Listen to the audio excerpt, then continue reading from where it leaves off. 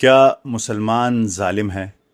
کیا عید جیسے تہواروں پر بے زبان جانوروں کے ساتھ واقعی ظلم کیا جاتا ہے؟ یہ وہ سوال ہے جو آج کل ایک منظم بیانیے کے تحت بار بار اٹھایا جاتا ہے، لیکن اس سچائی کی تہ تک پہنچنے کے لیے ہمیں اپنے جذبات کو ایک طرف رکھ کر چند حقائق اور پیچیدہ سائنسی نظریات کو سمجھنا ہوگا۔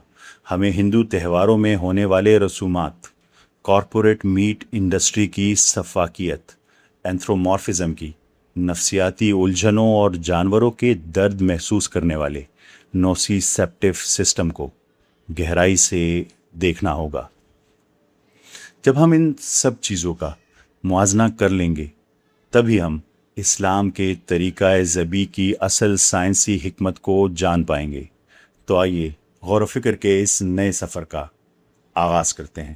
سپٹمبر 2015 بھارت کی ریاست اتر پردیش کے علاقے دادری کا ایک گاؤں بساڑا۔ 52 سالہ مسلمان لوہار محمد اخلاق اپنے گھر میں اہل خانہ کے ساتھ آرام کر رہا تھا۔ اچانک گاؤں میں ایک افواہ پھیلنا شروع ہوئی اور مقامی مندر کے لاؤڈ سپیکر سے ہونے والے اعلانات نے اس افواہ کو مزید ہوا دی کہ اخلاق کے خاندان نے ایک بچڑے کو ذبح کیا ہے اور عید کے لیے اس کا گوشت اپنے فریج میں چھپا رکھا ہے۔ محض اس ایک بے بنیاد افواہ کی بنیاد پر رات کے اندھیرے میں مشتعل ہجوم نے اخلاق کے گھر پر دھاوا بول دیا۔ انہوں نے محمد اخلاق اور اس کے 22 سالہ بیٹے دانش کو گھسیٹ کر سڑک پر نکالا۔ ہجوم نے ان پر لاٹھیوں، لاتوں اور اینٹوں سے بے دردی سے حملہ کیا۔ محمد اخلاق کی اس حملے میں جان لے لی گئی۔ اس کا بیٹا دانش شدید اور زندگی بھر ساتھ رہنے والے زخموں کے ساتھ بمشکل جان بچا پایا۔ اس سانحے کے بعد حکام نے اس انسانی المیے پر فوری توجہ دینے کی بجائے سب سے پہلے اخلاق کے فریج سے وہ گوشت قبضے میں لیا اور اسے لیبارٹری بھیجا تاکہ یہ معلوم کیا جا سکے کہ وہ بکرے کا گوشت تھا یا گائے کا۔ گویا کسی جانور کی نسل یہ فیصلہ کرے گی کہ ایک بے گناہ انسان اور ایک باپ کے ساتھ یہ بربریت جائز تھی یا نہیں۔ دادری کا یہ سانحہ اور اس کے بعد ہونے والے ایسے درجنوں واقعات ایک خوفناک حقیقت کو بے نقاب کرتے ہیں۔ جانوروں پر ظلم کا الزام اقلیتوں کو ڈرانے، انہیں دبانے اور ان پر تشدد کرنے کے لیے ایک سیاسی ہتھیار کے طور پر استعمال کیا جاتا ہے۔ ان ہجوموں کا تشدد جانوروں سے ہمدردی کا نتیجہ نہیں ہے، بلکہ ایک پوری کمیونٹی کو خوفزدہ کرنے کی سوچی سمجھی سازش ہے۔ جب جانوروں کے تحفظ کی زبان کو انسانوں کے ساتھ ہونے والے بربریت کو جائز قرار دینے کے لیے استعمال کیا جائے تو یہ رحم یا ہمدردی نہیں رہتی، یہ ایک گھڑا ہوا بیانیہ ہے، یہ ایک ہتھیار ہے۔ اور اگر آپ دیکھنا چاہتے ہیں کہ یہ ہتھیار کیسے تیار ہوتا ہے اور کیسے رحم دل ہندو اور ظالم مسلمان کا یہ خوفناک افسانہ تراشا جاتا ہے اور اگلی نسلوں کے ذہنوں میں اتارا جاتا ہے، تو ذرا یہ ویڈیو دیکھیے۔ گرو جی، ہاں، ہندو اور مسلمان میں کیا انتر ہے؟ جن کے اندر دیا ہے وہ ہندو ہیں اور جن کے اندر دیا نہیں ہے وہ مسلمان ہیں۔ ہندو کے تیج تیوہار میں ہتیا نہیں ہوتی، مسلمانوں کے تیوہار میں خون بہاتے ہیں ان لوگ۔ دیا ہوتی ان کے اندر تو خون نہ بہاتے کسی جیو کا۔ تو ہندو اور مسلمان میں بس یہی انتر ہے کہ ہندوؤں کے اندر دیا ہے، کرونا ہے، پریم ہے، ان لوگوں کے اندر دیا کی کمی ہے، دیا نہیں ہے۔ اس لیے ان کو جب دیا ان کے اندر آ جائے تو پھر وہ بھی ہندو ہو جائیں۔ جس کے اندر دیا ہے وہ کون ہے؟ ہندو۔ اور جس کے اندر دیا نہیں ہے مسلمان۔ ہاں، جن کے اندر رحم ہے وہ ہندو ہیں اور جن کے اندر نہیں وہ مسلمان ہے۔ یہ ایک نہایت سادہ اور جذباتی جملہ ہے، لیکن جب آپ اس کھوکھلی جذباتیت کو ہٹا کر حقیقی اعداد و شمار، حیاتیاتی سائنس اور معاشی حقائق پر نظر ڈالتے ہیں تو یہ پورا بیانیہ ریت کی دیوار کی طرح گر جاتا ہے۔ آج کی اس ویڈیو میں ہم اس جھوٹ کا مکمل پوسٹ مارٹم کریں گے، لیکن آگے بڑھنے سے پہلے میں ایک بات بالکل واضح کر دینا چاہتا ہوں۔ یہ ویڈیو ہرگز ہندو مت یا اس کے ماننے والوں کے خلاف نہیں ہے۔ ہم تمام مذاہب اور ان کے عقائد کا دل سے احترام کرتے ہیں۔ اس ویڈیو کا مقصد صرف اور صرف ان مخصوص رویوں کی نشاندہی کرنا ہے جہاں لوگ جانے انجانے میں ہمدردی کے نام پر مسلمانوں کے حوالے سے غلط فہمیاں پیدا کرتے ہیں اور معاشرے میں دوریاں بڑھانے کا سبب بنتے ہیں۔ ہماری بحث کسی بھی مذہب یا طبقے سے نہیں بلکہ تفریق پیدا کرنے والی اس سوچ اور غلط بیانیے سے ہے۔ یہ دعویٰ کہ ہندو تہواروں اور روایات میں جانوروں کی قربانی کا کوئی تصور نہیں، حقائق کے بالکل برعکس ہے۔ آئیے بھارتی سرحد کے بالکل پار نیپال کے علاقے باریا پور سے شروعات کرتے ہیں۔ ہر 5 سال بعد لاکھوں ہندو عقیدت مند طاقت کی دیوی کو خوش کرنے کے لیے گھڑی مائی تہوار میں جمع ہوتے ہیں۔ یہ کوئی چھوٹا موٹا واقعہ نہیں، اسے دنیا کی سب سے بڑی اجتماعی قربانی مانا جاتا ہے۔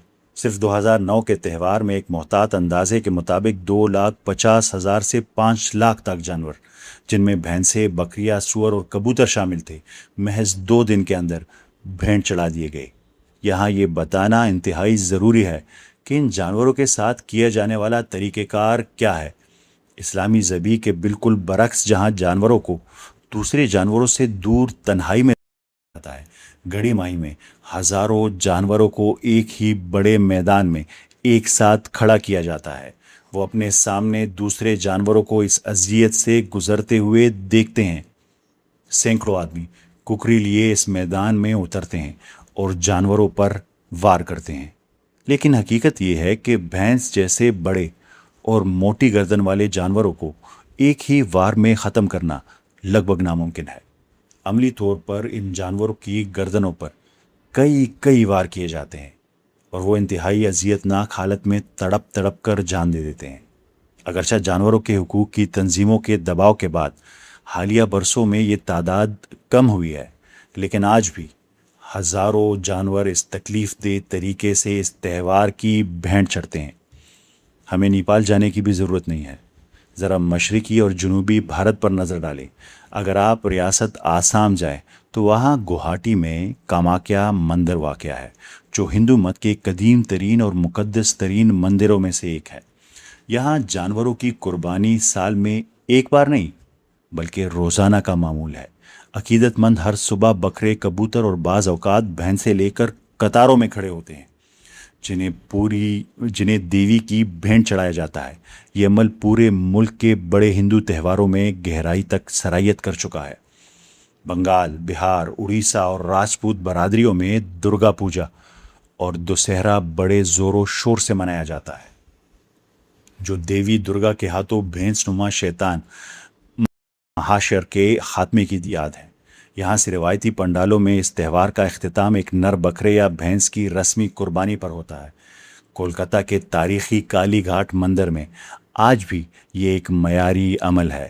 اسی طرح جنوبی بھارت کے دیہاتوں، تامل ناڈو، کرناٹک اور آندھرا پردیش، مقامی دیویوں کے تہواروں پر بری روحوں کو بھگانے اور اچھی فصل کے لیے جانوروں کی بھینٹ دینا ایک عام روایت ہے۔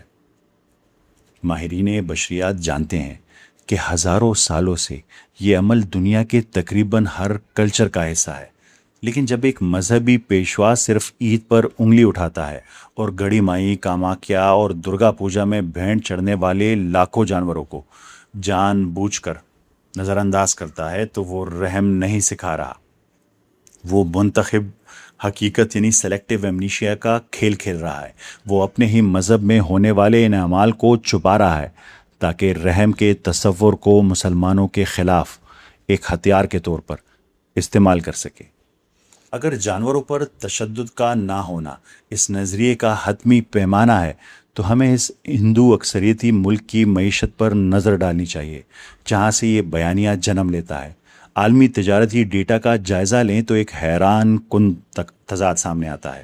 بھارت مسلسل دنیا کے ٹاپ 3 بیف، خاص طور پر بھینس کے گوشت کے ایکسپورٹرز میں شامل ہے۔ ٹاپ 3 میں صرف 2023 میں بھارت نے تقریباً 1.42 ملین میٹرک ٹن بیف برآمد کیا۔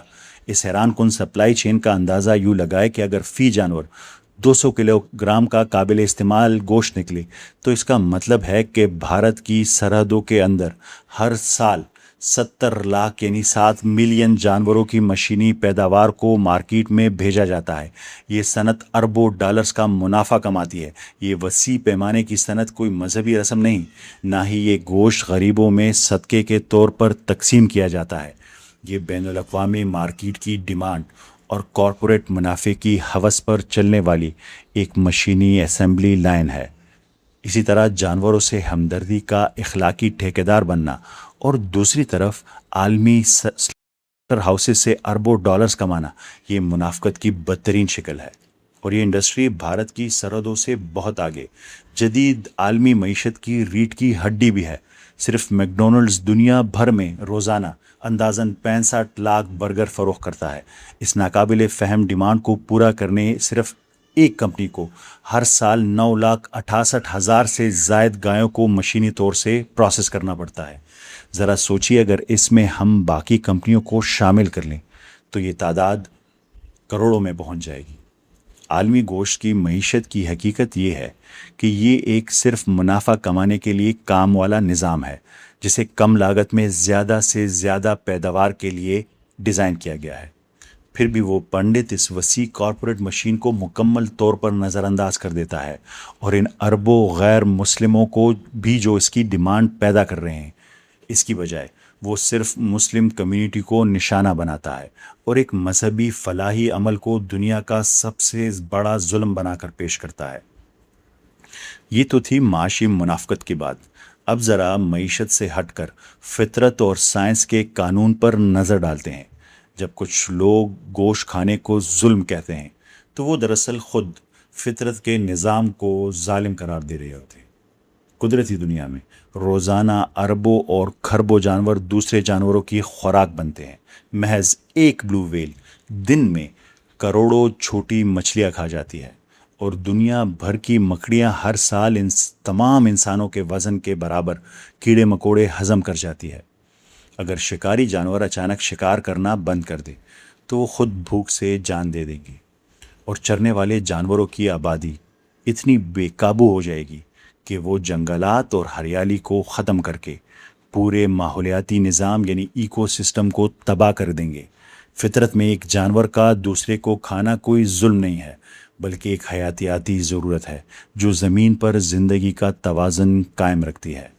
یہ دلیل کہ انسانوں کو گوشت کھانا مکمل طور پر چھوڑ دینا چاہیے ہماری اپنی ارتقائی اور حیاتیاتی ساخت کو یکسر نظر انداز کرتی ہے۔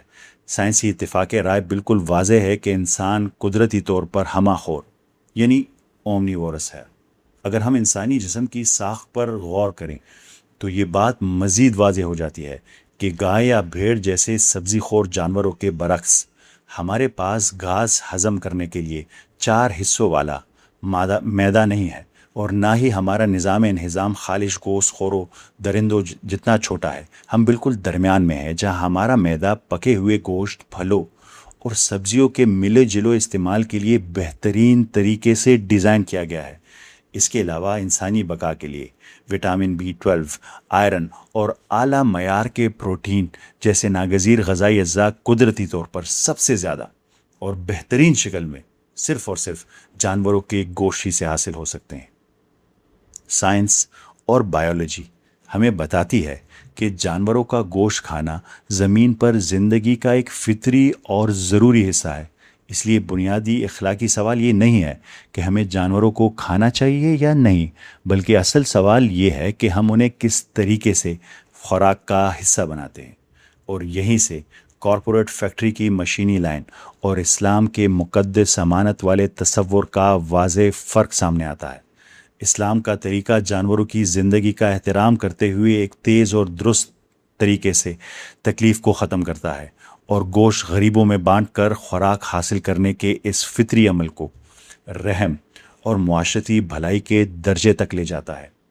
لیکن ذرا رکیے، جب ہم کہتے ہیں کہ اسلام کا طریقہ کار تکلیف کو کم کرتا ہے تو آخر اس عمل کو اس قدر ظلم کیوں سمجھا جاتا ہے؟ اس کا جواب یہ ہے کہ پنڈت کی دلیل بائیولوجی کی ایک اور بہت بڑی غلط فہمی پر مبنی ہے، جسے اینتھرومورفزم کہا جاتا ہے۔ اینتھرومورفزم اس کا مطلب یہ ہے کہ انسانی جذبات، صدمے اور انسانی کیفیات کو جانوروں پر مسلط کرنا۔ انسان فطری طور پر اومنیور ہے، یعنی سبزیاں اور گوشت دونوں کھانے والا۔ لاکھوں سال قبل جب ہمارے آباء و اجداد نے غذائیت سے بھرپور گوشت کھانا شروع کیا تو اس سے ہمارے نظام انہضام کے سائز میں کمی آئی، اور اس نے ہمارے دماغ یعنی پری فرنٹل کورٹیکس کے بڑے اور پیچیدہ ہونے کے لیے توانائی فراہم کی۔ انسان کا یہ پیچیدہ دماغ ہی ہمیں افیکٹو پین یعنی نفسیاتی صدمہ، مستقبل کا خوف اور موت کی دہشت محسوس کرنے کے قابل بناتا ہے۔ دوسری طرف جانوروں کی نیورولوجی مختلف ہوتی ہے۔ ان میں نوسیسیپٹیو سسٹم ہوتا ہے، یعنی جب انہیں چوٹ لگتی ہے تو وہ جسمانی رد عمل ظاہر کرتے ہیں تاکہ خود کو بچا سکیں، لیکن ان کے پاس وہ پیچیدہ دماغی ساخت یعنی وہ ہارڈ ویئر موجود ہی نہیں ہے جو انسانوں کی طرح انجام کی نفسیاتی دہشت اور صدمے کو محسوس کر سکے۔ جب ایک انسان اس عمل کا تصور کرتا ہے تو اپنی اس انتہائی شدید نفسیاتی دہشت کو ایک گائے یا بھیڑ پر مسلط کر دیتا ہے۔ وہ دراصل ایک جسمانی حیاتیاتی رد عمل یعنی بایولوجیکل ریفلیکس کو ایک گہرے جذباتی صدمے سے ملا رہا ہوتا ہے۔ اس بات کو مزید گہرائی سے سمجھنے کے لیے درد کے ایک اور اہم پہلو پر غور کرتے ہیں۔ اسے اینٹیسپیٹری پین کہتے ہیں۔ انسان کے پاس موجود پیچیدہ دماغی ساخت، خاص طور پر پری فرنٹل کورٹیکس، اسے صرف چوٹ لگنے کے بعد ہی نہیں ڈراتی، بلکہ وہ درد کے ہونے سے پہلے ہی اس کا تصور کر کے اسے خوف میں مبتلا کر دیتی ہے۔ فرض کریں کہ ایک انسان کو معلوم ہے کہ اسے کل کوئی تکلیف دہ طبی عمل جیسے کوئی سرجری یا انجیکشن کروانا ہے، تو ایک دن پہلے سے ہی ذہنی اذیت، پریشانی اور بے خوابی کا شکار ہو جائے گا۔ کلینک کی انتظار گاہ میں بیٹھے ہوئے اس کا دل تیزی سے دھڑکنے لگے گا۔ وہ اس جسمانی تکلیف کے وقوع پذیر ہونے سے بہت پہلے ہی نفسیاتی طور پر اسے بھگتنا شروع کر دیتا ہے۔ لیکن جانوروں کی دنیا میں ایسا نہیں ہے۔ ایک جانور مستقبل کے کسی خیالی خطرے یا متوقع درد کا تصور کر کے پہلے سے صدمے میں نہیں جاتا۔ مثال کے طور پر اگر ایک بھیڑ اور انسان دونوں کسی ایسے راستے کی طرف بڑھ رہے ہوں جہاں آگے خاردار تار موجود، تو جانور اس وقت تک مکمل طور پر پرسکون رہے گا جب تک کہ وہ عملی طور پر اس تار سے ٹکرا کر کوئی جسمانی چوٹ یعنی نوسیسیپشن محسوس نہیں کر لیتا۔ جب جانور کو تار سے چوٹ لگتی ہے تو وہ صرف ایک اعصابی اور جسمانی تکلیف محسوس کرتا ہے۔ وہ گھبراتا ہے، خود کو چھڑانے کے لیے زور لگاتا ہے اور چلاتا ہے۔ اس کا حیاتیاتی مقصد صرف اس فوری خطرے سے بچنا ہے۔ لیکن جیسے ہی وہ تار سے نکل کر کچھ فاصلے پر محفوظ جگہ پر پہنچتا ہے، اس کا الارم سسٹم بند ہو جاتا ہے۔ چند ہی منٹوں میں وہ خطرے کو بھول کر دوبارہ سکون سے گھاس چرنے لگتا ہے۔ وہ یہ نہیں سوچتا کیا یہ زخم خراب ہو کر انفیکشن بن جائے گا۔ دوسری طرف انسان نہ صرف تار میں الجھنے سے پہلے خیالی خوف کا شکار رہتا ہے، بلکہ چوٹ لگنے کے بعد بھی اس کا نفسیاتی صدمہ جاری رہتا ہے۔ وہ فوراً سوچنے لگتا ہے کہ کہیں میری کوئی نس تو نہیں کٹ گئی، اب ہسپتال جانا پڑے گا، کتنا خرچہ آئے گا۔ انسان کے لیے وہ جسمانی کٹ اس تجربے کا، اس درد کا شاید صرف 10% حصہ ہوتا ہے، جبکہ باقی 90% اس کا اپنا پیدا کردہ قبل از وقت کا نفسیاتی خوف اور مستقبل کا صدمہ ہے۔ یہی وجہ ہے کہ جب ہم کسی جانور کو کرتے ہیں یا تکلیف میں دیکھتے ہیں تو ہم اس کے لمحاتی حیاتیاتی دفاعی رد عمل کو اپنے اس پیچیدہ انسانی نفسیات کی عینک سے دیکھتے ہیں۔